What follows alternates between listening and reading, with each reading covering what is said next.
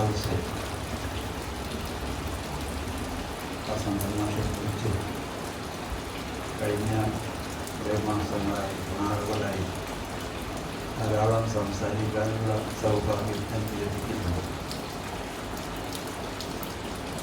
സ്നേഹത്തിൽ നിന്നില്ലല്ലോ മറ്റൊന്നും ലഭിക്കുക. സ്നേഹത്തിൻ ഫലം സ്നേഹം, ജ്ഞാനത്തിൻ ഫലം ജ്ഞാനം എന്ന് കവികൾ പാടിയതുപോലെ വലിയ മനുഷ്യന്മാരെ കുറിച്ചും നല്ല മനുഷ്യന്മാരെ കുറിച്ചും ചിന്തിക്കാനും ഓർക്കാനും പറയാനും കഴിയുന്നത് തീർച്ചയായും ഒരു സൗഭാഗ്യം എന്ന വിശ്വാസക്കാരനാണ് ഞാൻ. കാരണം അവിടുത്തെ എൻ്റെ ഗുരുനാഥന്മാരായ സാനുമാഷും ജില്ലാ ടീച്ചർ, തൃശ്ശൂരിൽ വസന്തൻ മാഷും ഒക്കെ തന്നെ ഞങ്ങളുടെയൊക്കെ ജീവിതത്തെ ഏറ്റവും ആഹ്ലാദകരമാക്കുന്ന ശുഭചിന്തകളാണ് എന്നതാണ് സത്യം. അർത്ഥത്തിൽ മാഷയെക്കുറിച്ച് എത്ര പറഞ്ഞാലും വീണ്ടും പറയാൻ കൊടുക്കുന്ന രീതിയിൽ മടിയില്ലാത്ത രീതിയിൽ എനിക്ക് മാഷോടുള്ള സ്നേഹവും ആദരവും ഒക്കെ ഉണ്ട്. ഒരു ശ്രദ്ധേയമായി പറയണ്ട, സാഹിത്യത്തിൻ്റെ എല്ലാ രൂപങ്ങളിലും കൈകൾക്കുകയും അവിടെയൊക്കെ തൻ്റെ വ്യക്തിത്വം സ്ഥാപിക്കുകയും ചെയ്തു. തൻ്റെ പ്രതിഭയുടെ പ്രവർഷം ആ കൃതികളിലൊക്കെ നടന്നു നിൽക്കുന്നു എന്ന് അദ്ദേഹത്തിൻ്റെ കൃതികൾ വായിച്ച നമുക്കെല്ലാം അറിയാവുന്ന നോവലായാലും കഥയായാലും വിമർശനമായാലും ഹാസ്യമായാലും പഠനങ്ങളായാലും എല്ലാത്തിലും തന്നെ തൻ്റേതായ ഒരു കണ്ണും തൻ്റേതായ വീക്ഷണങ്ങളും ഒക്കെയുള്ള നല്ലൊരു വ്യക്തിത്വത്തിൻ്റെ ശ്രേഷ്ഠമായ വ്യക്തിത്വത്തിൻ്റെ ഉടമയാണ് വസന്തൻ മാഷ് എന്നുള്ളത് വളരെ സന്തോഷകരമായ കാര്യമാണ്.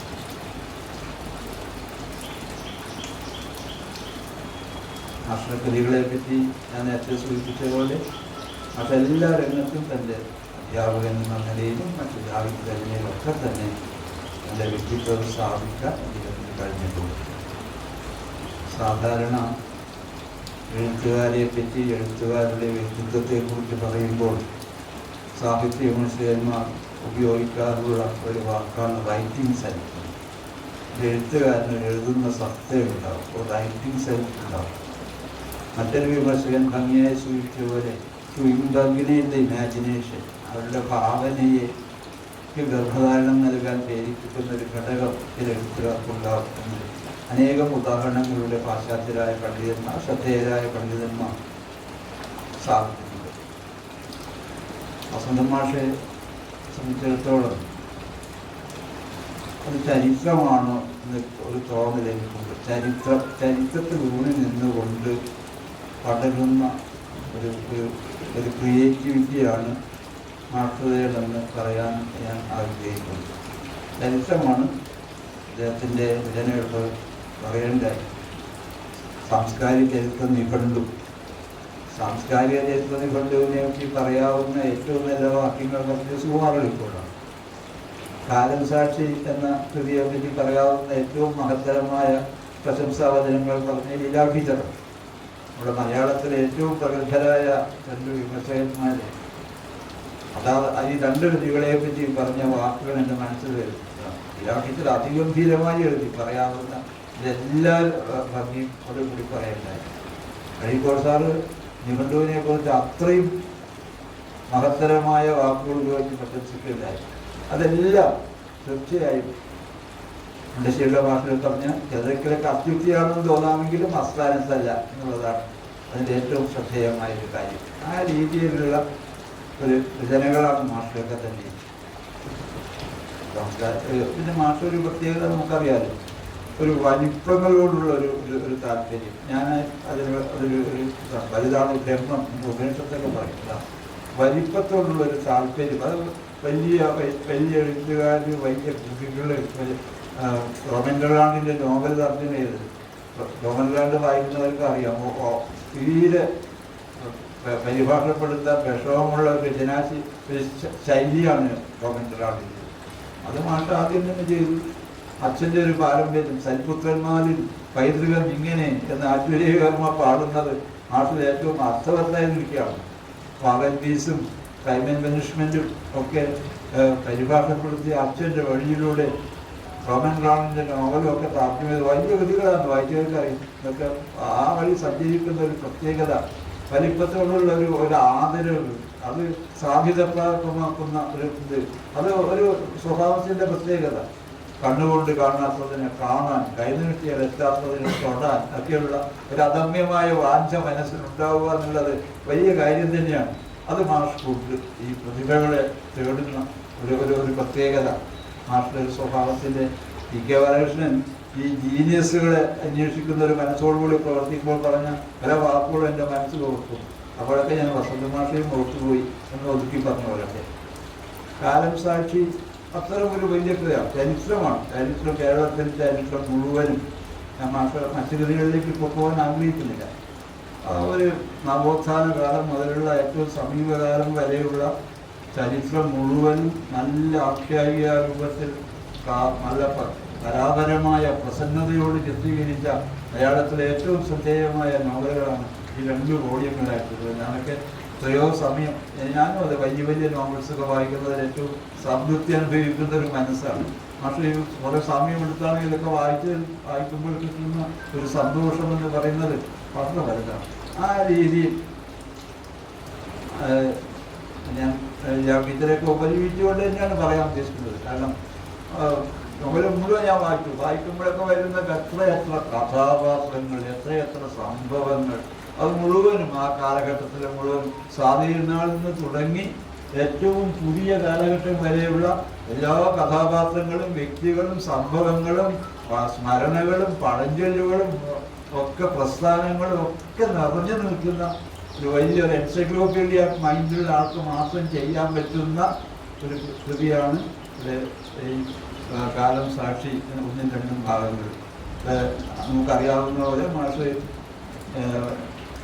കൊറോണ കാലത്ത് 2020 ഏപ്രിൽ 15 രാവിലെ 5 മണിക്ക് എഴുത്ത് തുടങ്ങി 2021 ജൂലൈ രാത്രി 11:40 എഴുതി തീർത്തു എന്ന് ലീലാ രേഖപ്പെടുത്തിയത് വളരെ അർത്ഥപൂർണമായ നാളെ ചികിത്സയിലിരുന്ന് ചെയ്ത് 466 ദിവസം കൊണ്ട് രചിച്ച 1051 പേജുള്ള ഒരു ബൃഹത് ഗ്രന്ഥത്തെ കുറിച്ചാണ് നമ്മൾ വായിക്കുന്നതും ചർച്ച ചെയ്യുന്നതുമെന്നുള്ളത് സന്തോഷകരമായ ഒരു കേരളത്തിൻ്റെ ഒരു സാംസ്കാരിക പാലാഴി എന്ന് പറയാവുന്ന, ഇന്ന് ടീച്ചർക്ക് അത് ഭംഗിയായി പറയുന്നുണ്ട്. ആ രീതിയിൽ സാംസ്കാരിക പാലാഴി കടഞ്ഞ് അമൃതം സംഭരിക്കാൻ ഇന്ന് ഞാൻ ടീച്ചറുടെ വാക്കുകൾ ഉദ്ധരിക്കുകയാണ്. ഇന്നാട്ടിൽ ഒരു ശക്തി മാത്രമേ ഉള്ളൂ, അത് കേരള സംസ്കാര ചരിത്ര നിഘണ്ടു എന്ന ബൃഹത്തായ 2 വോള്യങ്ങളുടെ ഗ്രന്ഥം ജയിച്ച വസന്തനാണ് എന്ന് ലീലാവതി ടീച്ചർ പറയുന്നത് നമ്മളെയൊക്കെ സന്തോഷിപ്പിക്കുന്ന വാക്യങ്ങളാണ്. അർത്ഥഗർഭമാണ്. തീർച്ചയായും ഇത്രയും വലിയ ഒരു വർക്ക് ചെയ്യാനുള്ള ശ്രമം, അതൊരു നാടിൻ്റെ കാലഘട്ടം ചിത്രീകരിക്കുന്നത്, അതിങ്ങനെ ഒരു ചലച്ചിത്ര പരമ്പര എന്ന പോലെ അത് പ്രദർശിപ്പിക്കുന്നതിനുള്ള ആഖ്യാന വൈഭവം, അതൊക്കെ തികഞ്ഞൊരു കൃതിയാണ്. എന്നൊക്കെയാണ് ഇവിടെ വരുമ്പോൾ ഞാൻ ഓർത്തുപോയി. ചരിത്ര നോവലിനെ കുറിച്ച് ഏറ്റവും നല്ലൊരു പഠനമുള്ളത് കൽപ്പറ്റ ബാലകൃഷ്ണൻ്റെതാണ്. വായിച്ചവർക്കറിയാം, നല്ല പഠനമാണ് അത്. ഇംഗ്ലീഷിൽ ചരിത്ര നോവലുകളെ പറ്റി എഴുതി ഡോക്ടറേറ്റിന് വേണ്ടി ആളാണ് അലക്സാണ്ടർ ജേക്കബ്. അദ്ദേഹത്തിൻ്റെ PhD തീസിസ് ചരിത്ര നോവലിനെ കുറിച്ചായിരുന്നു. അദ്ദേഹവും ഞാനും കൂടി ദീർഘമായി സംസാരിച്ചിരുന്നു. കൽപ്പറ്റ ബാലകൃഷ്ണൻ്റെ ചരിത്ര നോവലിനെ പറ്റിയുള്ള പഠനം ഒരു 1-ാം തരം പഠനമാണ് എന്ന് അദ്ദേഹം വളരെ കൃത്യമായ ഭാഷയിൽ പറഞ്ഞ് ഞാൻ ഓർക്കും. അത് ഗൈഡ് ലീലാ ടീച്ചറായിരുന്നു, അതിൻ്റെ അവതാരികൻ ലീലാ ടീച്ചറാണ്. അല്ല, മലയാളത്തിൽ ചരിത്ര നോവലിനെ പറ്റി ഞാനൊരു കാലഘട്ടത്തിൽ ഈ ലോകത്തിലുള്ള ചരിത്ര നോവലിനെ പറ്റി പഠിക്കാൻ ഒരുപാട് സമയം വിനിയോഗിച്ച ഒരാളാണ്. സത്യപാൽ ചൗധരി എന്ന പേരായി വളരെ പ്രഗത്ഭനായ ഹിന്ദി പണ്ഡിതന്റെ 1000-ലേറെ പേരുള്ള ഒരു പഠനമുണ്ട് ചരിത്ര നോവൽസിന്റെ തിയറികളെ കുറിച്ചും ലോകത്തിലെ വലിയ ചരിത്ര നോവലിനെ കുറിച്ചൊക്കെ പറഞ്ഞത്. അതൊക്കെ ഇന്ന് വായിച്ച ഒരു കാലം എന്ന് പറയുമ്പോൾ മലയാളത്തിൽ അത്തരം തിരികളില്ലല്ലോ എന്ന് ദുഃഖിച്ചു പോയിട്ടുണ്ട്. ആ ദുഃഖം പിന്നെ തീർന്നത് കൽപ്പറ്റയുടെ നോവലുമായി. അപ്പൊ ആ ഒരു ചരിത്ര ആ ഒരു പരമ്പര പിൽക്കാലത്ത് വന്ന നമുക്ക് കിട്ടിയ നമ്മുടെ നവോത്ഥാന കാലത്തെ കുറിച്ചൊക്കെയുള്ള ഏറ്റവും ശ്രദ്ധേയമായ കൃതി ആയത് വസന്ത മാഷയുടേതാണ്. എല്ലാ കേരള ചരിത്രവുമായി ബന്ധപ്പെട്ട എല്ലാ വ്യക്തികളെയും കുറിച്ചും എല്ലാ പ്രസ്ഥാനങ്ങളെ കുറിച്ചും ഒക്കെയുള്ള ശ്രദ്ധേയമായ ഒട്ടേറെ 88 അധ്യായം, ഓരോ അധ്യായത്തിലും ഇപ്പോൾ ഇത്ര സൂചിപ്പിച്ചിട്ടുണ്ട്. അങ്ങനെ ഒരു ചരിത്രം കേരളത്തിൻ്റെ ചരിത്രം നമുക്കില്ല. ഈ സാഹിത്യ ഈ രീതിയിലുള്ള ഇപ്പോൾ കുഞ്ഞുകുട്ടൻ നമ്പരാൻ്റെ ഒരു കവിത പണ്ട് ബൈഹാർട്ട് പഠിച്ച് എനിക്ക് ഓർമ്മയുണ്ട്. അതൊരു കവിത, ചെറിയ കവിതയിൽ കേരളത്തിൻ്റെ ചരിത്രം പറയുന്നതേ ഉള്ളൂ. ഉള്ളത് ഡോക്ടർ കെ എൻ എഴുത്തച്ഛൻ്റെയാണ്. ഡോക്ടർ കെ എൻ എഴുത്തച്ഛൻ സംസ്കൃതത്തിൽ കേരളത്തിൻ്റെ ചരിത്രം എഴുതിയിട്ടുണ്ട്. എൻ്റെ ഓർമ്മ ശരിയാണെങ്കിൽ ഇവിടെ വെങ്കരാജ യൂണിവേഴ്സിറ്റി വൈസ് ചാൻസലറായിരുന്ന അഡാട്ടിൻ്റെ തീസിസ് ആ പുസ്തകത്തെ കുറിച്ചാണെന്നാണ് എൻ്റെ ഓർമ്മ. അത് ഒരാളുടെ തീസിസ് കെ എൻ എഴുത്തച്ഛൻ്റെ പുസ്തകത്തെ കുറിച്ചായിരുന്നു. കെ എൻ എഴുത്തച്ഛൻ്റെ ഈ പുസ്തകത്തെ കുറിച്ച് അത് വ്യത്യസ്തമാണ്. സംസ്കൃതമായതുകൊണ്ട് നമ്മൾ പലരും ശ്രദ്ധിച്ചിട്ടുണ്ടാവില്ല. ശ്രദ്ധിക്കേണ്ട ഒരു പുസ്തകം. കെ എൻ എഴുത്തച്ഛൻ തന്നെ മലയാളത്തിൽ ശ്രദ്ധിക്കാതെ പോയ ഒരു മഹാപണ്ഡിതനാണായിരുന്നു. നല്ല ഗവേഷണ ബുദ്ധിയും ഞാൻ ഇരുന്ന് വായിച്ചിട്ടുണ്ട് കെ എൻ എഴുത്തച്ഛന്. അതൊരു മൗലികതയുടെയും ആഴത്തിലുള്ള ജ്ഞാനത്തിൻ്റെയും ഒക്കെ സാക്ഷ്യപത്രങ്ങളാണ് ഡോക്ടർ കെ എൻ എഴുത്തച്ഛൻ്റെ കൃതികൾ. അദ്ദേഹം കേരളത്തിൻ്റെ ചരിത്രം മുഴുവനും സംസ്കൃതത്തിൽ നമ്മൾ ഈ ജീവിതത്തിൽ ഇങ്ങനെ ഇറങ്ങി നമ്മൾ അന്വേഷിക്കുമ്പോൾ അറിയാം.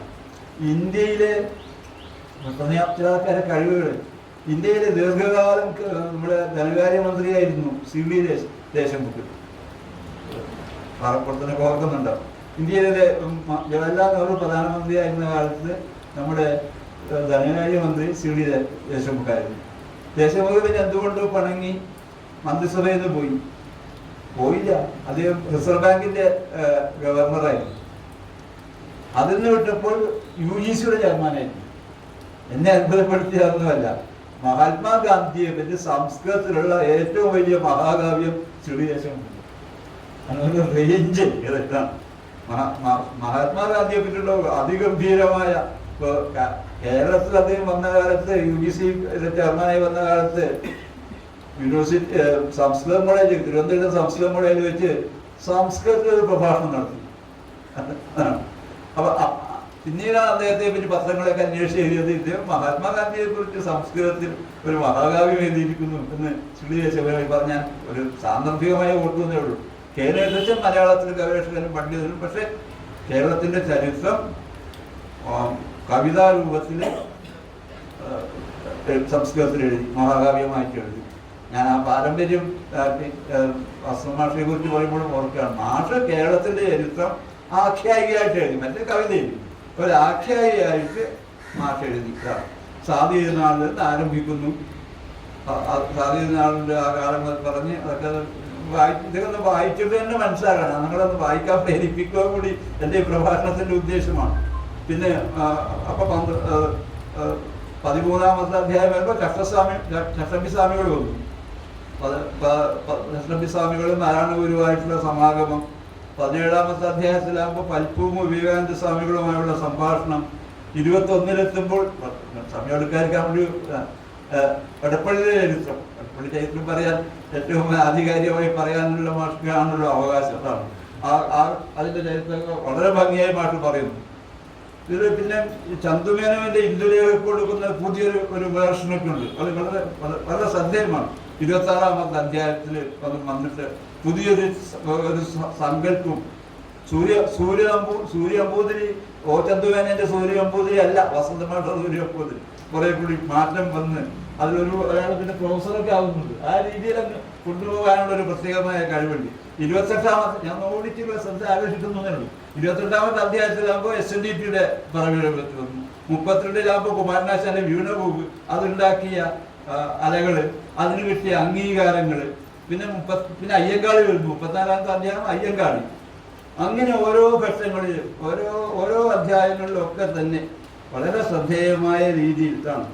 അവിടെയൊക്കെ ധാരാളം പഴഞ്ചൊല്ലുകളുണ്ട്. പഴഞ്ചൊല്ലിൻ്റെ ഒരു സമൃദ്ധി ഉണ്ട് കാണും. നല്ല കാവ്യാത്മകതയുണ്ട്. മറ്റുള്ള ഈ പുസ്തകത്തിൻ്റെ പ്രത്യേകത ഒരു കവിതയുടെ കനകനിച്ചോളം എന്ന് പറയാവുന്ന രീതിയിലുള്ള മനോഹരമായ കാവ്യാത്മകത്വമുണ്ട്. സാധാരണ ശൈലിയെ പറ്റി പറയും. പ്രോബ്ലംസ് ഓഫ് സ്റ്റൈൽ ധാരാളം ഗ്രന്ഥങ്ങൾ ഉദ്ധരിക്കാവുന്നതാണ്. എന്താണ് ശൈലി? ഏറ്റവും പ്രസിദ്ധമായ ചൊല്ല് സ്റ്റൈലിഷ് മാൻ എന്നാണ്. ഇതാണ്. അതുകൊണ്ട് മാഷ വ്യക്തിത്വമാണ് മാഷ ശൈലി. മറ്റൊരു വ്യാഖ്യാനമുണ്ട്, സ്റ്റൈലിഷ് സബ്ജക്റ്റ്. ചില ആൾക്കാർക്ക് സബ്ജക്റ്റ് മാറുമ്പോൾ, പ്രതിപാദ്യ വിഷയം മാറുമ്പോൾ ശൈലി മാറും. വസന്തൻ മാസ്റ്റർ ഈ പുസ്തകം ഉദാഹരണമാണ്. അതേപടിയാണ് ഞാൻ ഈ പറഞ്ഞത്. ഓരോ ഘട്ടത്തിൽ വരുമ്പോൾ അതിൻ്റെ ശൈലിക്ക് വലിയ വലിയ മാറ്റം വരും. ആ രീതിയിൽ ഒരു നൂറ്റാണ്ടിലധികം നീണ്ട ചരിത്രത്തെ, കേരളത്തിൻ്റെ സാമൂഹ്യ നവോത്ഥാനത്തിൻ്റെ ബഹുസ്വരതയെ, ബഹുമുഖങ്ങളെ, ആ മാറ്റങ്ങളെ ഒക്കെ നമുക്ക് കാണിച്ചു തരുന്ന ഒരു നോവൽ. കാരണം നോവൽ വായിക്കുമ്പോൾ, നോവൽ വായന നമ്മളൊരു അറിവിന് വേണ്ടി അല്ലല്ലോ. അങ്ങനെ അത്ര നോവലുകൾ ചുരുക്കേ ഉള്ളൂ. നമുക്കറിയാം ലോകത്തിലെ വളരെ പ്രസിദ്ധമായ വളരെ വലിയ നോവൽസ് പോലും അറിവ് ഇതിലതല്ല. ഇത് വായിക്കുമ്പോൾ നമുക്ക് ഒരുപാട് ചരിത്രജ്ഞാനം, വ്യക്തിജ്ഞാനം, വന്ന മാറ്റങ്ങൾ, നവോത്ഥാന കാലഘട്ടത്തിൻ്റെ പ്രത്യേകത, ഒരു ജനതയുടെ സാംസ്കാരിക ബോധം, അവരുടെ സ്വാതന്ത്ര്യം, അവരുടെ സ്നേഹം, ത്യാഗം, കാരുണ്യം, ഇതിൻ്റെയൊക്കെ കഥകൾ വളരെ ഭംഗിയായി വരുന്ന രീതിയിലുള്ളതാണ്. ഇപ്പോൾ വീണ്ടും 39-39 അധ്യായം വരുമ്പോൾ സ്വദേശാഭിമാനി രാമകൃഷ്ണപിള്ള, 48 NSSന്റെ സ്ഥാപനം, അങ്ങനെ പിന്നെ വക്കംമാലയുടെ വരവ്, അത്രയും ആകുമ്പോൾ ഒന്നാം ഭാഗമായി. രണ്ടാം ഭാഗത്തിൽ വീണ്ടും ഖിലാഫത്തിന്റെ ചരിത്രം, ആശാന്റെ ചരമം, 58 മുതൽ 5 അധ്യായങ്ങളിൽ വൈക്കം സത്യാഗ്രഹത്തിന്റെ ചരിത്ര 65-ാമത്തെ അധ്യായത്തിൽ VT BMS ഒക്കെ വരുന്നുണ്ട്. അത് അടുക്കളയിൽ വരുന്ന രംഗത്തേക്ക് അഭിനയിച്ചിട്ട് വരുമ്പോൾ VT വരുന്നതും VTയെ BMS വെട്ടിപ്പിടിച്ച് ആലിംഗനം ചെയ്യുന്നതും പറയുന്ന സംഭാഷണങ്ങളൊക്കെ വളരെ ഡ്രമാറ്റിക്കായിട്ട്, നാടകീയമായിട്ട് അതൊക്കെ ചിത്രീകരിച്ചിട്ടുണ്ട്. പിന്നെ ഗുരുവായൂർ ക്ഷേത്ര പ്രവേശനത്തിൻ്റെത് 69-ഉം 70-ഉം അധ്യായങ്ങൾ അങ്ങനെയാണ്. അപ്പോൾ ആഗമാനന്ദൻ മാഷുമായിട്ട് അടുപ്പുള്ളവർക്ക് അറിയാം. മാഷ വ്യക്തിത്വത്തെ വളരെ സ്വാധീനിച്ച ഒരു സന്യാസിയാണ് ആഗമാനന്ദൻ. മാഷിനെ മാത്രമല്ല, MN വിജയൻ മാഷ്, P ഗോവിന്ദപിള്ള തുടങ്ങിയ ധാരാളം ആൾക്കാരെ സ്വാധീനിച്ച ഒരു വ്യത്യസ്തനായ സന്യാസിയായിരുന്നു ശ്രീരാമകൃഷ്ണ മിഷനിലെ ആഗമാനന്ദ സ്വാമികൾ. ദീർഘകാലം അറിയാത്തവരുടെ ഓർമ്മയ്ക്ക് വേണ്ടി പറയാണ്, കാലടി കോളേജിന്റെ മാനേജറായിരുന്നു. മാഷയൊക്കെ നിയമിച്ചത് ആഗമാനന്ദനാണ്. ആഗമാനന്ദൻ അതിൻ്റെ എല്ലാ പ്രൗഢിയോടും ഒരു ഗുഡോരസ്ക വിശ്വസ്കന്ധക എന്ന് കാളിദാസനൊക്കെ പറയുന്ന രീതിയിലുള്ള ഒരു വ്യക്തിത്വമായിരുന്നല്ലോ അത് നാട്ടിൽ വലിയ കൊണ്ടുവരുന്നുണ്ട്. പിന്നെ അപ്പോൾ പൊളിറ്റിക്സിൻ്റെ ഇതായി തിരുവിതാംകൂർ സ്റ്റേറ്റ് കോൺഗ്രസ്, പട്ടനാണുപിള്ളയുടെ വരവ്, കമ്മ്യൂണിസ്റ്റ് പ്രസ്ഥാനം, 76, 77, 78 അധ്യായങ്ങളിലൊക്കെ കമ്മ്യൂണിസ്റ്റ് പ്രസ്ഥാനത്തിൻ്റെ വളർച്ചയെ പറ്റിയുള്ള അത് ഒരു നോവലായി മാറുന്നതിൻ്റെ ഒരു പ്രത്യേകത. 77 EMSന്റെ രംഗപ്രവേശനം, മറ്റൊരു പ്രത്യേക താല്പര്യമുണ്ട്. പുസ്തകം വായിച്ചാൽ നമുക്ക് മനസ്സിലാകാവുന്നതാണ്. പിന്നെ MRP, പ്രേംജി, പാവങ്ങൾ, ഇതിനെക്കുറിച്ചൊക്കെ ഉള്ള ഞാൻ ഇതെല്ലാം പ്രത്യേകം പറഞ്ഞത് ടീച്ചർ ഉപയോഗിച്ചുകൊണ്ടായാലും ഇതൊക്കെ പറഞ്ഞ ഒരു കാലം മുഴുവനും വിശദമായിട്ട് പറയുന്നത് എനിക്കറിയാം. ഈ നോവലിൽ അടക്കം ചെയ്തിരിക്കുന്നു എന്നുള്ളതാണ് ഇതിൻ്റെ ഏറ്റവും വലിയ. അപ്പൊ 19-ാം നൂറ്റാണ്ടിന്റെ മുൻപാതി മുതൽ 20-ാം നൂറ്റാണ്ടിന്റെ പിൻപാതി വരെ, തുടക്കം വരെയുള്ള കേരളത്തിന്റെ സാമൂഹിക രാഷ്ട്രീയ ചരിത്രം ആഖ്യാനം ചെയ്യുന്ന കൃതിയാണ് എന്ന് ഈ നോവലിനെ വിശേഷിപ്പിക്കുന്നത് ഏറ്റവും അർത്ഥപൂർണമാണ്. ഞാൻ പറഞ്ഞല്ലോ 88 അധ്യായമുണ്ട്, 1055 ഇപ്പോൾ നമ്മുടെ സാധാരണ ഒരു സിദ്ധാന്തം തന്നെയുണ്ട് ലോകത്തിലെ.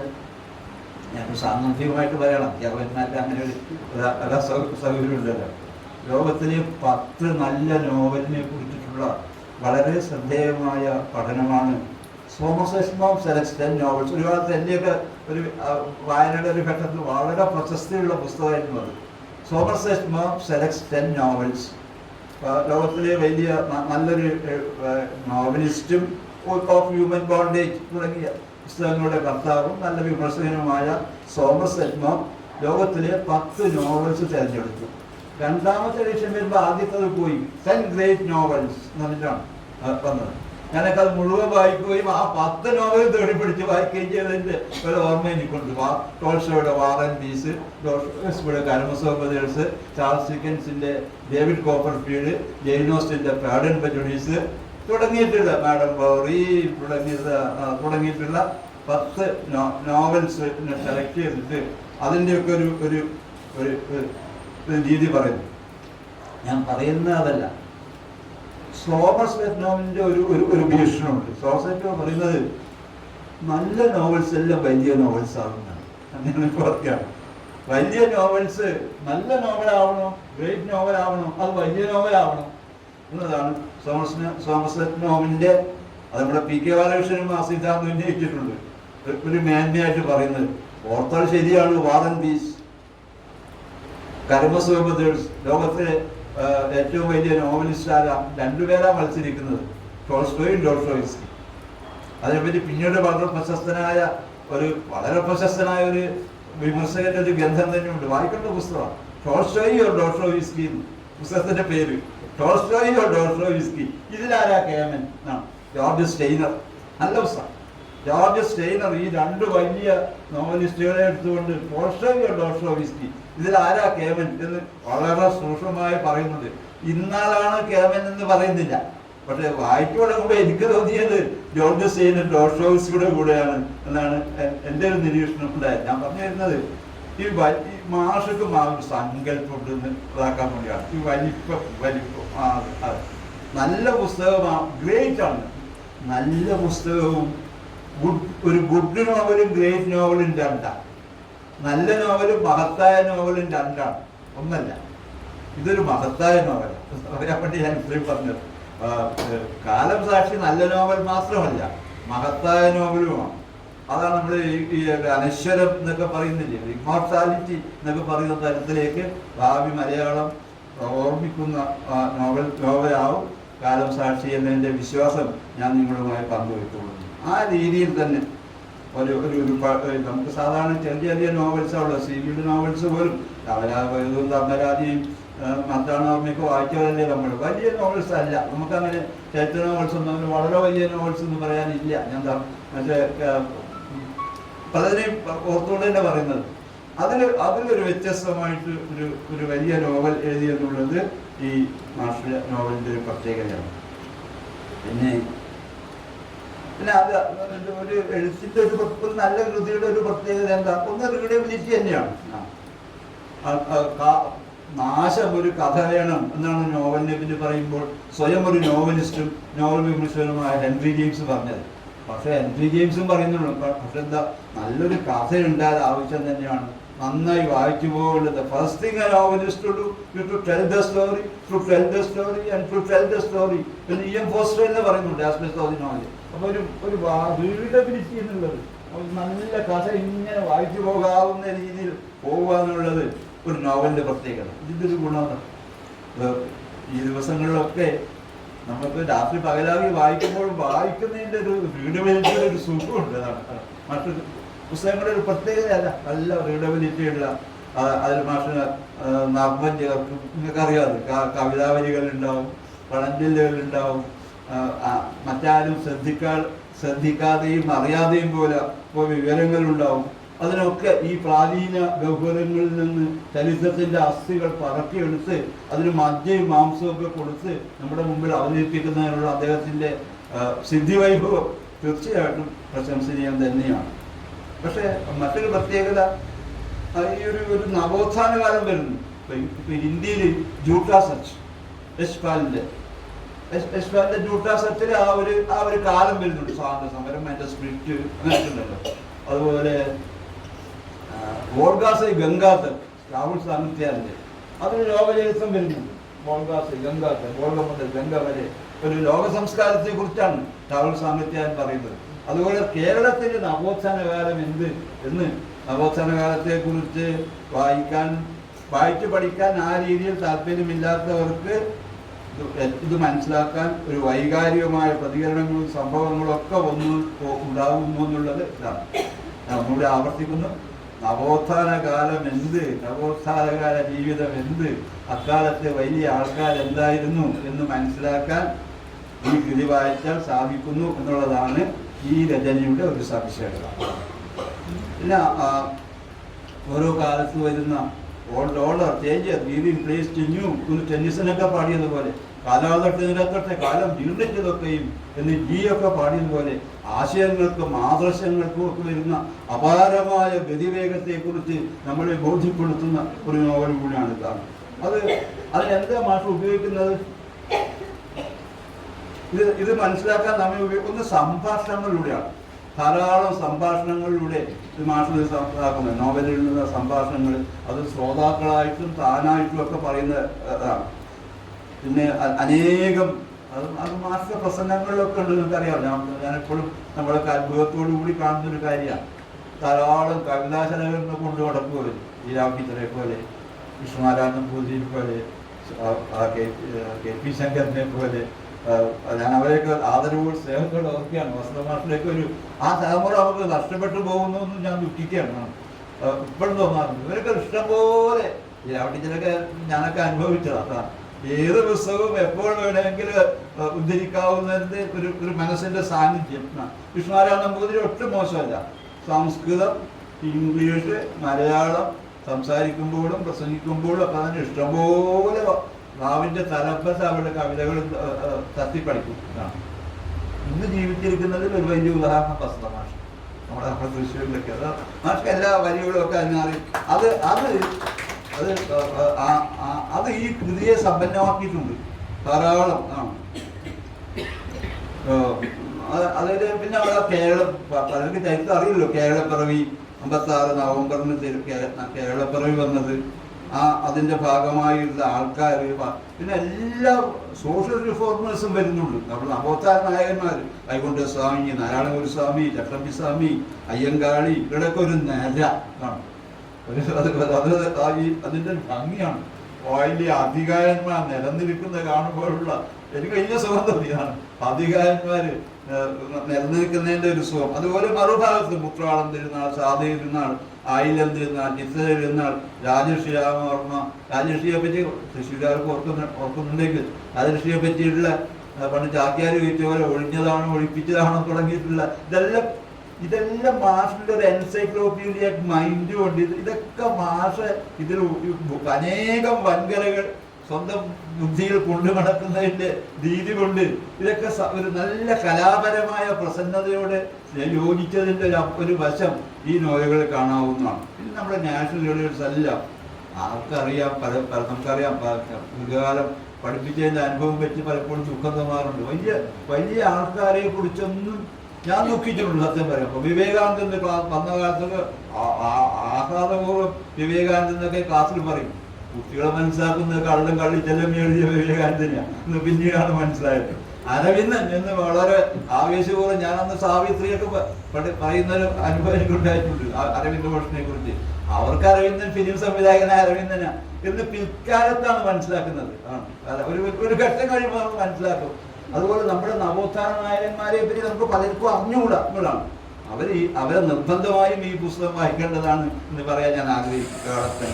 മുഹമ്മദ് അബ്ദുൾ റഹ്മാൻ, സി കേശവൻ, പട്ടനാണിപ്പിള്ള, അങ്ങനെ അതുപോലെ പി കൃഷ്ണപിള്ള, AKG, EMS, ഇവരെല്ലാം ഇങ്ങനെ ഒരു നിരയുണ്ട്. എല്ലാവരും ആ വലിയ നിര. ഇവരൊക്കെ കൂടി ഒരിക്കൽ കേശവദേവും തകഴിയും പറയണ്ടായി, ഇന്നത്തെ കേരളം ഞങ്ങൾ ഉണ്ടാക്കിയതാണ്. ഒരു ദിവസം വെച്ച് കേശവദേവ് പറഞ്ഞു, ഈ കേരളം ഞങ്ങൾ ഉണ്ടാക്കിയ കേരള, ഞാനും കേശവദേവ് തകഴിയൊക്കെ കൂടി ഉണ്ടാക്കിയ അത് ഏറെ ഭാവിക്കലാണെങ്കിലും അസ്ഥാനത്തല്ല എന്ന് പറഞ്ഞ പോലെ ഈ കേരളം ഇവരൊക്കെ കൂടി ഉണ്ടാക്കിയതാണ്. നമ്മൾ ഓർക്കണം. ഇവിടെ നവോത്ഥാന നായകന്മാരായ അനേകം ആൾക്കാർ, അനേകം സന്യാസിമാർ. കുട്ടുനായ സാറിന്റെ ഒരു പുസ്തകമുണ്ട്, ആരും അധികം ശ്രദ്ധിക്കാത്തൊരു പുസ്തകം, നല്ല പുസ്തകം. നമ്മുടെ നവോത്ഥാനത്തിൽ സന്യാസിമാർക്കുള്ള റോളിനെ കുറിച്ച് നാരായണഗുരുസ്വാമികള്, ചട്ടമ്പിസ്വാമികള്, ബ്രഹ്മാനന്ദ ശിവയോഗി, ഇവരെ കുറിച്ചൊക്കെ പറയുന്ന ഒരു ഒതുക്കുള്ള പുസ്തകമുണ്ട്. മാഷയുടെ നല്ല ശൈലിയും ആ സൗമ്യ സരസിയുടെ ആ ഒരു ചിത്രം നല്ല പുസ്തകം. അതുപോലെ മാഷ പുസ്തകം വായിച്ചാൽ നമ്മൾ ശ്രദ്ധിക്കാതെ പോയ പലരും നമ്മുടെ സാമൂഹ്യ ജീവിതത്തിൽ വഹിച്ച നിർണായകമായ പങ്കിനെ കുറിച്ചുള്ള ഒരു ബോധ്യം നമുക്കുണ്ടാകും. പിന്നെ കുറെ കൽപ്പിത നോവലല്ലേ, കുറെ കൽപ്പിത കഥാപാത്രങ്ങളെയൊക്കെ മാഷ നോവലിൽ കൊണ്ടുവരുന്നുണ്ട്. അതിലൊന്നാണ് നോവല് ചന്തുമേനോന്റെ സൂര്യപൂരിപ്പാടല്ല, വസന്തമാഷ സൂര്യപൂരിപ്പാട്. യോഗ്യനായ ഒരാളാണ്. ചന്തുമേനോൻ ചിത്രീകരിച്ച് പൂരിപ്പാടല്ല, വളരെ യോഗ്യനായ ഒരാൾ, പലരുടെ പുരോഗമന സ്വഭാവമുള്ള ഒരാൾ ഒക്കെയായി വരുന്നുണ്ട്. ആ രീതി. അതിന് മിതവാദി കൃഷ്ണൻ വരുന്നുണ്ട്. എല്ലാവരും ചരിത്രത്തിലെ നാഴികക്കല്ലുകൾ പോലെ പരിവർത്തനങ്ങളോടും അരിവിപ്ലവം പ്രതിഷ്ഠ, സമുദായ സംഘടനകൾ, മിശ്രഭോജനം, വൈക്കം ഗുരുവായൂർ സത്യാഗ്രഹങ്ങൾ, ചാന്നാർ കലാപം, ഉപ്പു സത്യാഗ്രഹം, മലബാർ കലാപം, കോൺഗ്രസ് കമ്മ്യൂണിസ്റ്റ് പ്രവർത്തനങ്ങൾ, കയ്യൂരും പുന്നപ്രവായും, ഇതൊക്കെ ചില പ്രസിദ്ധരായ എഴുത്തുകാർ ഇതിനെപ്പറ്റി പഠിച്ച് എഴുതിയിട്ടുണ്ട്. ഞാൻ അവർ ഉപയോഗിച്ചതിനാണ് പറയുന്നത്. ഇങ്ങനെ കുറിച്ചൊക്കെ ഉള്ള ഒരു നിർണായക പ്രാതിനിധ്യം കൊടുത്തിട്ടുള്ള ഒരു എൻസൈക്ലോപീഡിയ, ചരിത്രം മാത്രമല്ല, ചരിത്ര നോവൽ എന്ന് പറയുമ്പോഴും അതിനപ്പുറം പോകുന്ന ഒരു നോവൽ. അതിനപ്പുറമുള്ള ബിയോണ്ട് പോകാനുണ്ട്.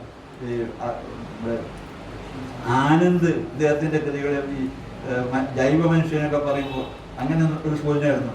ഇതിനപ്പുറം പോയി അതിൻ്റെ ഒരു ബിയോണ്ട് പോയി. വസ്തുഭാഷ മനസ്സിന്റെ ഒരു പ്രത്യേകത. അതിനപ്പുറം ഒരു പോക്കുണ്ട്. ഞാൻ ഇത്തിരി അത് വായിച്ചാൽ നമുക്ക് തോന്നും ഞാൻ ഇത്തിരി വളർന്നല്ലോ എന്ന് തോന്നാവുന്ന രീതിയിൽ പോകുന്ന ഈ ചരിത്രത്തിലെ നിർണായകമായ സംഭവങ്ങൾ. പിന്നെ അത് നമ്മൾ എന്ത് മാറ്റം ഉണ്ടാക്കി. ഞാൻ നേരത്തെ പറഞ്ഞല്ലോ, ഇത് ഇന്നത്തെ സമൂഹം എന്ന് പറയുന്നത് ഇപ്പോൾ ഞാൻ നിർത്താനുള്ളത് പെട്ടെന്ന് ഓർക്കുകയായിരുന്നു. എൻ വി കൃഷ്ണവാര്യർ ചെയ്തൊരു കാര്യമുണ്ട്. നമുക്ക് ഒരു ഘട്ടത്തിൽ എൻ വി കൃഷ്ണവാര്യർ കേരളത്തിൽ ചെടികളെ പറ്റി ഫലവൃക്ഷങ്ങളെ പറ്റി സീരിയെ കൊണ്ട് എഴുതിച്ചു. KG ജോഡിയെ കൊണ്ട് കേരളത്തിലെ വിഷപ്പാമ്പുകളെ കുറിച്ച് എഴുതിച്ചു. മാത്യു താവലക്കാടിനെ കൊണ്ട് കേരളത്തിലെ കാട്ടുപൂക്കളെ കുറിച്ച് എഴുതിച്ചു. ഇനിയും ചിലരൊക്കെ ഉണ്ട്. അപ്പൊ എന്താ കേരളത്തിൽ നമുക്ക് കേരളത്തിനായ പൂക്കളുണ്ട്, പക്ഷികളുണ്ട്. നീലകണ്ഠ ഇന്ത്യയിലുണ്ടെ കൊണ്ട് കേരളത്തിലെ പക്ഷികൾ വന്നു. അപ്പൊ നമുക്കൊരു കേരള സ്വരൂപം കിട്ടി. അതാണ് കേരളത്തിലെ കാട്ടുപൂക്കൾ, കേരളത്തിലെ പക്ഷികൾ, കേരളത്തിലെ വിഷപ്പാമ്പുകൾ, കേരളത്തിലെ ഫലവൃക്ഷങ്ങൾ. അതൊരു ഒരു നല്ല എഡിറ്ററെ കണ്ടാണെന്ന് എനിക്ക് തോന്നിയിട്ടുള്ളത്. ആ കാലത്താണ് പവനന്റെ ഒരു സീരീസ്. ഇതാണ് കേരളം എങ്ങനെ ജീവിക്കുന്നു എന്നാണ്. നല്ല പ്രാധാന്യമുള്ളതിനൊക്കെ എനിക്കൊക്കെ നല്ല അനുഭവം തോന്നിയിരുന്നു. ഈ കേരളത്തിലെ ഓരോ സ്ഥലത്തുള്ള ആൾക്കാരൊക്കെ എങ്ങനെയാണ് ജീവിക്കുന്നത്. കോട്ടയത്ത് എങ്ങനെയാണ്, കൊല്ലത്ത് എങ്ങനെയാണ്, കണ്ണൂരിലെ നെയ്ത്ത് എങ്ങനെയാണ്, കൊല്ലത്തെ കശുവണ്ടി ഫാക്ടറി എങ്ങനെയാണ്, അങ്ങനെ ഓരോന്നിനെയും പറ്റി സൂക്ഷ്മതയിലേക്ക് ഇറങ്ങി കേരളം എങ്ങനെ ജീവിക്കുന്നു. എനിക്ക് വേറെ ബഹുമാനമുള്ള ആളാണ്, പക്ഷെ ഒരു ഗൗരവമുള്ള എഴുത്തല്ലല്ലോ പവനന്റെ. പക്ഷെ ഈ ഒരു എഴുത്തിലൂടെ കൂടി കേരളം എങ്ങനെ ജീവിക്കുന്നു എന്നുള്ളത് അങ്ങനെ ഒരു ഇതുണ്ട്. അതുപോലെ ഈ കേരളം എങ്ങനെ ഉണ്ടായി, ഇതിന്റെ സൃഷ്ടാക്കൾ ആരാ. Makers of the modern world എന്നൊരു പുസ്തകമുണ്ട്. ആൾക്കാർ ഇതൊക്കെ ഒന്ന് തൊട്ടൊന്ന് നോക്കേണ്ടതാണ്. ലൂയിസ് അണ്ടർമിയർ എന്ന പേരായ വളരെ പ്രസിദ്ധനായ എഴുത്തുകാരൻ്റെ അതിമനോഹരമായ പുസ്തകമാണ് makers of the modern world. വലിയ പുസ്തകം. അതങ്ങ് മറച്ചു നോക്കിയാൽ നമുക്ക് തോന്നും അത് സോക്രട്ടീസും പ്ലാറ്റോവും അരിസ്റ്റോട്ടലും കൺഫ്യൂഷ്യസും ഒക്കെ തുടങ്ങിയിട്ട് ഏറ്റവും പുതിയ കാലം ന്യൂ ക്രിറ്റിസിസമെന്നോ അബ്സേർഡ് ഡ്രാമ എന്നോ ഒക്കെ പറയുന്ന കാലത്ത് വരെയുള്ള എല്ലാവരും വരുന്ന ഒരു വലിയ ഗാലക്സി ഉണ്ട്. ഇതാണ് അത് തന്നെ നമ്മളൊരു വലിയ ലോകത്തിലേക്ക് നമ്മളെ നയിക്കും വിശ്വാസക്കാർ. വസന്തമാഷ പുസ്തകം വായിച്ചാണ്ടാവുന്ന അനുഭവം ഒരു വലിയ ഈ കേരളം എങ്ങനെ ഉണ്ടായി. ഇതാണ്. പിന്നെ അതോടൊപ്പം ഒന്നും വിട്ടുപോയിട്ടില്ല അധ്യാപക പ്രസ്ഥാനം. അതിനൊക്കെ വലിയ പ്രാധാന്യമുണ്ട്. പ്രത്യേകിച്ചും വടക്കേ മലബാറിലൊക്കെയുള്ള അധ്യാപക പ്രസ്ഥാനത്തിനുണ്ടായിരുന്ന അധ്യാപകന്മാർ വെറും അധ്യാപകന്മാരായിരുന്നില്ല. അവർക്ക് രാഷ്ട്രീയ പ്രവർത്തനമുണ്ട്, അവർക്ക് പൊതുപ്രവർത്തനങ്ങളുണ്ട്, സാമൂഹ്യ പ്രവർത്തനങ്ങളുണ്ട്. കേരളത്തിലേക്ക് തന്നെ വലിയ റോളല്ലേ. നമ്മൾ വെള്ളത്തെ മനസ്സിലാക്കിയിട്ടില്ല. മാറൂമേട് പത്രാധിപര് NSSന്റെ ആമുഖം അതിൻ്റെ രേഖ എഴുതിയുണ്ടാക്കിയത് കേളപ്പനാണ്. അന്നത്തെ ഏറ്റവും വലിയ നേതാവ് സോഷ്യലിസ്റ്റ് പാർട്ടിയുടെ സ്ഥാപനം സോഷ്യലിസ്റ്റ് ആശയങ്ങളുടെ ആള് കേരളത്തിലെ ഗാന്ധി എന്ന് പ്രഖ്യാതനായ വ്യക്തികൾ വലിയ ആൾക്കാരായിരുന്നു. കേദാമോഹനെ പോലെ ആൾക്കാർ. എന്റെയൊക്കെ കുട്ടിക്കാലത്ത് കേദാമോഹൻ കേരളത്തിന്റെ മാസ്റ്റർ എന്നാ പറയാറുള്ളത്. പിന്നെ ബ്യൂട്ടിയുടെയൊക്കെ പ്രാധാന്യം പറഞ്ഞറിയിക്കേണ്ട കാര്യമില്ല. ഇതൊക്കെ നമ്മുടെ പുതിയ തലമുറക്ക് മനസ്സിലാക്കാൻ ഒരു കഥാരൂപത്തിൽ നോവൽ രൂപത്തിൽ അവരൊക്കെ കഥാപാത്രങ്ങളായിട്ട് വരുമ്പോൾ അതിൻ്റെ കലാപരമായ ഭംഗിയോടുകൂടി നല്ല ചിത്രീകരണമാണ്. മുണ്ടശ്ശേരി പറയുന്നത് പ്രത്യക്ഷവൽക്കരണം. നാടകാന്തം കവിച്ചത്ത് മുണ്ടശ്ശേരി പറയുന്ന പോലെ ഒരു പ്രത്യക്ഷവൽക്കരണം നമ്മുടെ മുമ്പിൽ വന്ന് നിൽക്കുന്ന പോലെ തോന്നും മാഷ എഴുതുമ്പോൾ. അതൊക്കെ വളരെ ഇതിലാണ്. കേശവദേവും തകഴിയും എല്ലാം വരുന്നുണ്ട്. കാണും. അതൊക്കെ ഒരു കേരളത്തിലും ഒരു കാലക്രമം അനുസരിച്ച് മാഷ് ഒരു നല്ല നോവലിസ്റ്റ് എന്ന നിലയിൽ ഇതാക്കും. അത് മാഷ് ഒന്നും അനാവശ്യമായ കാലത്തെ ട്വിസ്റ്റ് ചെയ്യുന്നൊന്നുമില്ല. അതാണ് അതിൻ്റെ ഘടനയിൽ ചരിത്രത്തോടൊക്കെ കൂറുപുലർത്തുന്ന രീതിയിൽ മിഷണറിമാരുടെ പ്രവർത്തനങ്ങളും എല്ലാം വളരെ വിസ്താരത്തിൽ വേണമെങ്കിൽ അഭിപ്രായ വ്യത്യാസം ഉണ്ടാവാം. ഇനി അത് വേണമെങ്കിൽ കുറച്ചുകൂടി വലുതാക്കാമായിരുന്നു. ഇവരെ ഇപ്പം മാഷിൻ്റെ ഈ വൈജ്ഞാനികനെ കൊണ്ടുവന്നപ്പോൾ തന്നെ പല അഭിപ്രായങ്ങളും ഉണ്ടായിട്ടുണ്ട്. ചിലരെ അതിൽ കാണാനില്ലല്ലോ, മറ്റൊരാൾക്കില്ലല്ലോ എന്നൊക്കെ എൻ്റെ അടുത്തൊക്കെ പലരും ഫോൺ ചെയ്ത് വെച്ചിട്ടുണ്ട്. പക്ഷേ അത് നമ്മുടെ കുട്ടികൃഷ്ണമാരുടെ ലേഖനത്തിലെ വ്യാകരണ തെറ്റ് പറയുന്നവരെയൊക്കെ തന്നെ കാരണം വലിയൊരു രോഗമാണ് വരുന്നത്. ചില ആൾക്കാർ വിട്ടുപോയിട്ടുണ്ടാവാം, വേണ്ടത്ര പറഞ്ഞില്ല എന്ന്, അതൊക്കെ ഒരു സബ്ജക്റ്റ് കൂടിയായിരിക്കാം. പക്ഷെ മാഷ് കേരള ചരിത്രം മുഴുവനും അതിൻ്റെ വ്യാപകത്വത്തിൽ അതിന് മറ്റൊരു പ്രത്യേകത അതിൻ്റെ കലാപരമായ പ്രസന്നത. ഞാൻ ആ വാക്ക് കരുകൂടി ഉപയോഗിക്കുന്നതാണ്. നല്ലൊരു ഈസറ്റും ഭംഗിയുണ്ട് കളിക്കും. അതിന് പറ്റാമലൊക്കെ അത് ആള് മാറുമ്പോൾ സബ്ജക്റ്റ് മാറുമ്പോൾ ഭാഷ പോലും മാറ്റം വരുന്നത്. ആ രീതിയിൽ ഒരു വളരെ കമനീയമായ, ഇനിയും എത്ര നേരം വേണമെങ്കിലും പറഞ്ഞു നിൽക്കാവുന്ന രീതിയിൽ അനേകം എന്താ ഒരു കൃതിയുടെയും ഒരു വ്യക്തിയുടെ തന്നെയും പ്രാധാന്യം എന്താ? ഒറ്റ വാക്കിൽ പറഞ്ഞാൽ പല തട്ടുകളുണ്ട്. ചില വ്യക്തിത്വങ്ങൾക്കും ഒരു തലങ്ങൾ ഒരു ഡയമെൻഷൻസ് ഉണ്ടാവില്ല. ചില കൃതികൾക്കും അങ്ങനെയാണ്. അതുകൊണ്ടല്ലോ നമ്മൾ അത് ക്ലാസിക്കാണെന്നൊക്കെ പറയുന്നത്. ഒരു ജൈവവൃക്ഷം പോലെ ഇതാണ്. പല തലങ്ങളിൽ പല മാനങ്ങളിൽ ആ കൃതിയെ മനസ്സിലാക്കാം. ഈ കാലം സാക്ഷി അങ്ങനെയാണ്. ഇനി എൻ്റെ അഭിപ്രായത്തിൽ ഭാവി കാലങ്ങളിൽ പല ടൂൾസ്, ഇപ്പോൾ 5 അപ്രോച്ചസ് ലിറ്റററി ക്രിറ്റിസം എന്ന് വിംസാറ്റൊക്കെ പറയുന്ന മറ്റേ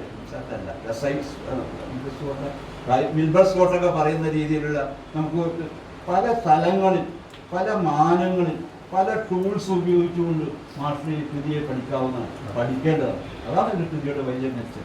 തീർച്ചയായും ഭാവി ജനതയ്ക്ക്, ഭാവി വായനക്കാർക്ക്, ചരിത്രബോധമുള്ളവർക്ക്, സാമൂഹ്യ ബോധവും സാംസ്കാരിക ബോധവും ഞാൻ കുറേയൊക്കെ മാർക്ക് ചെയ്തിട്ടുണ്ട്. അതൊക്കെ അധികം വായിച്ച് നിങ്ങളെ പഠിപ്പിക്കരുത് എന്നല്ല. പക്ഷേ ഇതിൻ്റെ ഒരു വലിപ്പം ആവാഹിച്ചെടുക്കാൻ ഞാൻ ശ്രമിച്ചു എന്നാണ് എൻ്റെ സ്വന്തം വിശ്വാസം. തീർച്ചയായും വായിക്കേണ്ട മലയാളത്തിലെ ഒരു അനശ്വരഗതി എന്ന ശാസ്ത്ര യശസ്സിന് പ്രാപ്തമാകുന്ന മനോഹരമായ ഒരു കാവ്യപരമായ മേന്മയുള്ള ഒരു നല്ല കൃതിയാണ് കാലം സാക്ഷി എന്ന ഈ 2 വലിയ വോളിയങ്ങളിലായി മാഷ് ചെയ്തിരിക്കുന്നത്. ഇനിയും ഇത്തരം അനേകം നല്ല കാര്യങ്ങൾ ചെയ്യാം. തീർച്ചയായിട്ടും മാഷിൻ്റെ 90 വയസ്സൊക്കെ ഇനിയൊക്കെ ചെയ്യുന്ന വലിയ കാര്യമാണ്. നമ്മളിത് ആഘോഷിക്കേണ്ടതാണ്. ഒരു ജനതയ്ക്ക് ഈ ഹിന്ദുറെന്ന് പറയും, ദ സ്റ്റോറി ഓഫ് സിവിലൈസേഷൻ. ഞാനിതൊക്കെ പറയുന്നത് ഒരു പാണ്ഡിത്യപഠനത്തിന് വേണ്ടിയാണ്. അതൊക്കെ ആൾക്കാർ കേൾത്തിരിക്കണം എന്നൊരു അധ്യാപകൻ്റെ വാശിയോട് കൂടിയാണ്. ലോക സംസ്കാരത്തിൻ്റെ കഥ അതിമനോഹരമായ ഇംഗ്ലീഷിൻ്റെ ഭംഗി ആസ്വദിക്കണം, ബിൽഡുറെന്ന് വായിക്കണം എന്ന അഭിപ്രായക്കാരനാണ് ഞാൻ. സ്റ്റോറി ഓഫ് സിവിലൈസേഷൻ, ആ റെനൈസൻസിനൊക്കെ പറയുന്ന ഭാഗം എത്ര മനോഹരമാണ്. ഈ അതുപോലെ അവർ ഓറിയന്റൽ ഹെറിറ്റേജ് ആദ്യത്തെ വോളിയം ഇന്ത്യയെ പറ്റി പറയുന്നതില്ല. ബുദ്ധൻ മുതൽ ഗാന്ധിജി വരെ, യാജ്ഞവൽക്യം മുതൽ ടാഗോർ വരെ ഉള്ളൊരു സംസ്കാരം എന്നൊക്കെ പറയുന്നുണ്ട്. ഞാൻ പറയുന്ന അതല്ല, ബിൽഡുറെന്ന് പറയുന്നുണ്ട് എന്താണ് ഒരു രാജ്യത്തിൻ്റെയും ഒരു സംസ്കാരത്തിൻ്റെയും പ്രത്യേകത. അദ്ദേഹം പറയുന്ന ഒരു രാജ്യത്തിന് മഹത്തായ മനുഷ്യന്മാരും വലിയ വലിയ കൃതികളും മഹാന്മാരും ഉണ്ടോ എങ്കിൽ ആ രാജ്യം ഒരിക്കലും നശിക്കില്ല. അദ്ദേഹം ഉദാഹരണമായി കാണിക്കുന്ന ഇന്ത്യയാണ്. അതുപോലെ നമ്മുടെ മലയാള ഭാഷ അഭിമാനിക്കാവുന്ന രീതിയിൽ ഇത് നശിക്കാതിരിക്കണമെങ്കിൽ ഒരു കാരണം കാലം സാക്ഷി എന്നുകൂടി പറഞ്ഞുകൊണ്ട്